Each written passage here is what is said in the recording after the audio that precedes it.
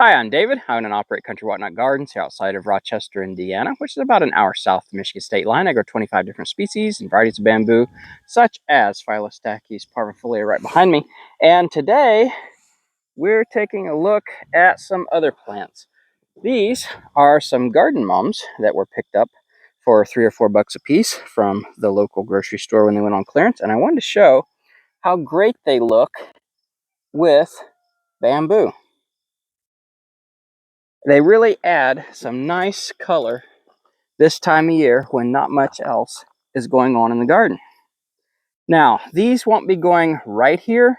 They will be going in another spot where there is a younger parvifolia that has yet to fill in. Let's take a look at that spot. Here is the other spot. You can see I've been busy tilling here today. I mowed first and then I tilled. This is a pre-existing raised bed that was made a few years ago.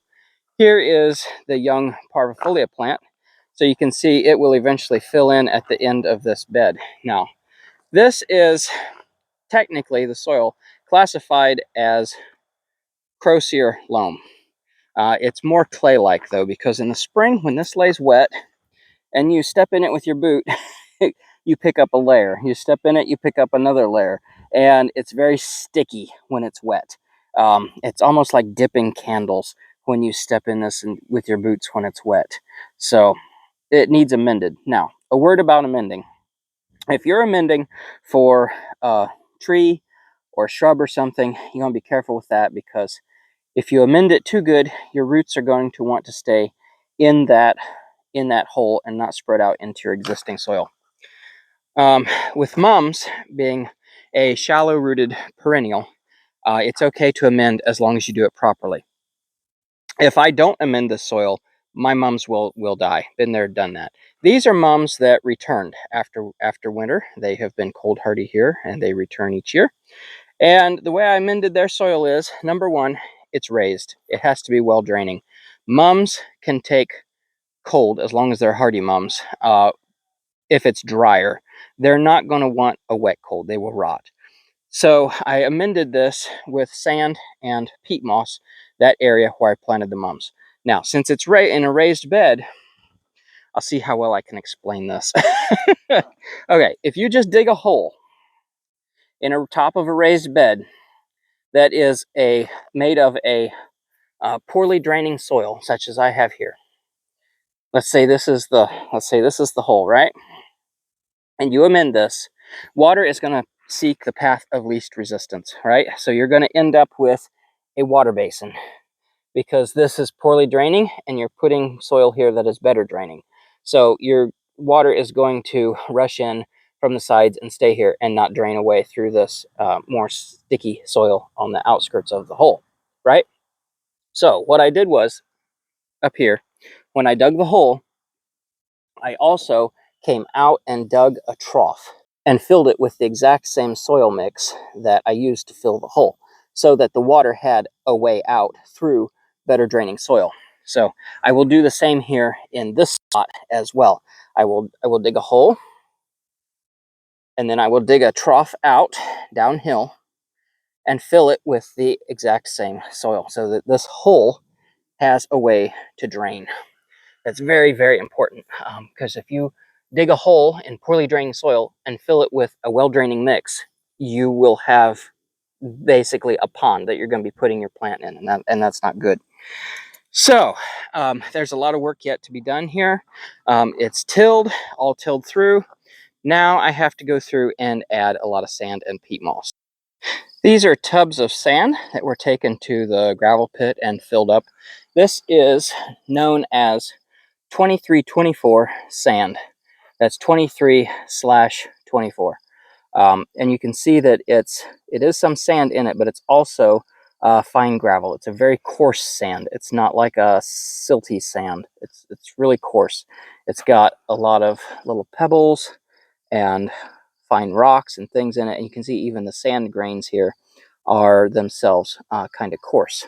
So in addition to the peat moss, this sand will be used to raise that bed. And you saw the bed just a little bit ago. I will show it again after it's been raised so you can see how much it's been raised by. Okay, I have added in about 2 inches of sand over the top and a skiff of peat moss, just enough to prevent this from setting up like concrete, because clay plus sand equals a soil mix that becomes almost like concrete, and it goes clear up there. Now, even though this is a raised bed back there, it wasn't quite out this far, and I've done a pretty good job of blending this in so that it's nearly an even slope. You want the water to run right off, especially in the wintertime. Right here, you can see there's a little valley. It kind of comes down like this and then like that. Once I get this all rototilled in to a good depth, I'll take the resulting soil mixture with everything mixed in, the topsoil, the sand, the peat moss, and even this out so that I don't end up with a pool right there when there's the soggy time of year, because we don't want a pool of water right there. We want everything to shed off. So we can see that if I back up here that I have raised this a few inches, which should be good because it was already a little bit higher than the surrounding grade, so that the water should run off. And that's what you want with your mum bed if you have soil like mine. Now, of course, if you had better draining soil, you would skip the addition of the sand and just go for the peat moss. And the bed, you can see, ends right here, and the Phylostachys parvifolia is right there. Now, ordinarily, I would not want to put multi-stem perennials such as chrysanthemums near a bamboo, because it can be heck to weed the new shoots out in the spring. But parvifolia is my best behaved of my Phylostachys species, so I'm not too concerned about that. It does spread so far during the 9 years or so I've had it, I would say an average of 2 to 4 feet a year, which isn't bad. So it won't be bad to take out the new shoots from these chrysanthemums. It's not going to be prolific like, say, Phylostachys rubber marginata. I absolutely would not plant multi-stem perennials with rubber marginata. We'll take another look at this when I get it all rototilled in. Okay, here is the bed all raked out. I used the dirt rake,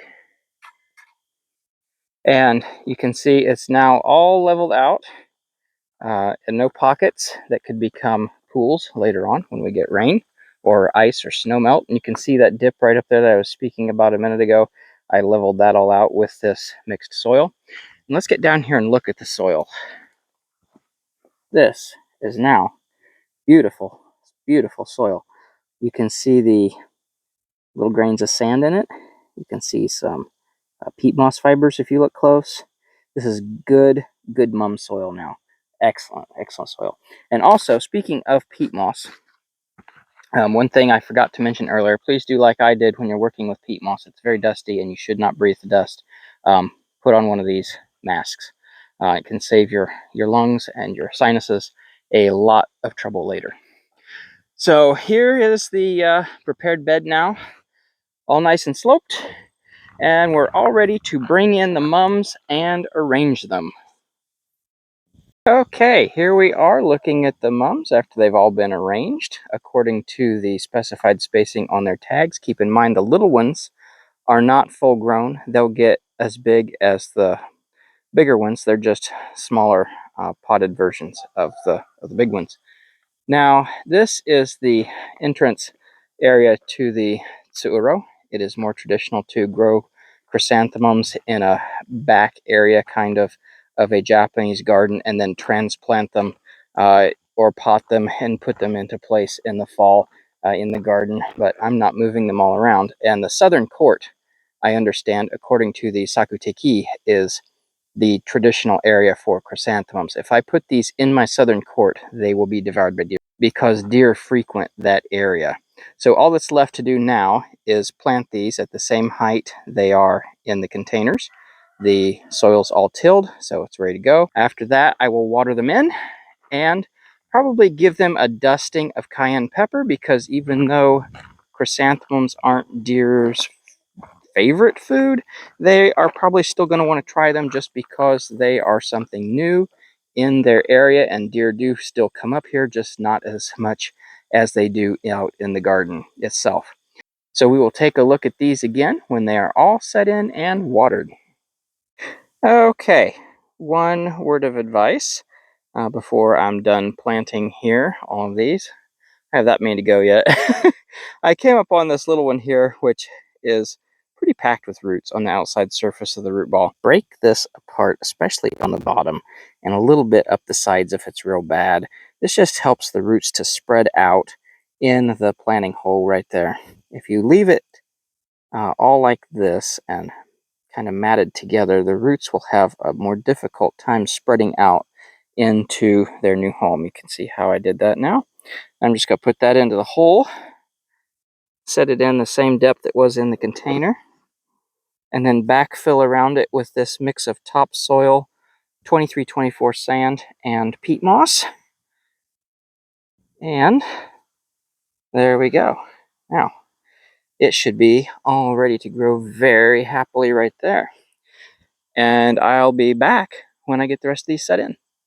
I'm here just watering the mums in now that they're all set into their places.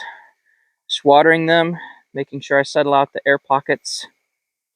Only other really additional care I'll do for these is that once these freeze back, come fall or so, I will leave the old tops in place until spring. I find that the old tops help catch snow and insulate over winter. I'm not going to mulch them. I didn't mulch those over there during the winter, and they came back well. Mulch over mum crowns, I'm afraid. I've not tried it, but I'm concerned it could cause rot, just holding excess moisture. So I will leave the tops on to catch the snow instead of mulching. But this is pretty much all there is that's involved to planting hardy mums in this type of soil. Again, like I say, if you have sandy soil, you would skip the addition of sand and just probably add just peat moss. I can't really tell you how much sand and how much peat moss to add because everyone's soil is different. Heck, the soil here in this spot is different from the soil back there.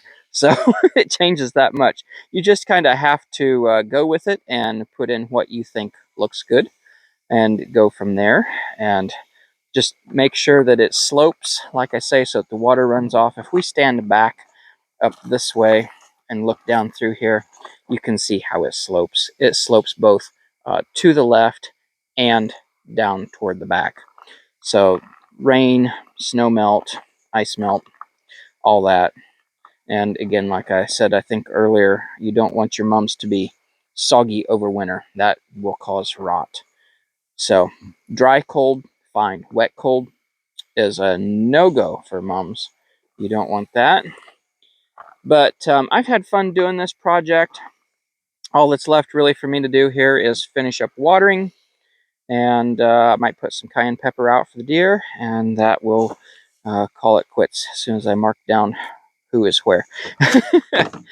If you liked the video and found it useful, please give me a like, subscribe, and share. I'd really appreciate it. Until next time, thank you for stopping by and take care. Bye.